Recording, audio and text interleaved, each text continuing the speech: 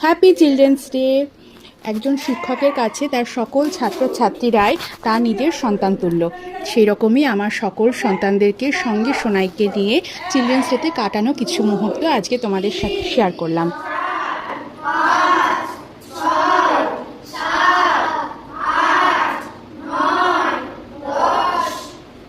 Ready, 1 2 3 start.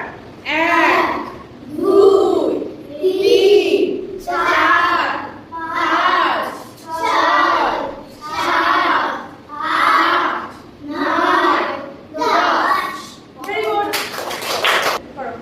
1 2 3 4 5 6 7 8 9 10।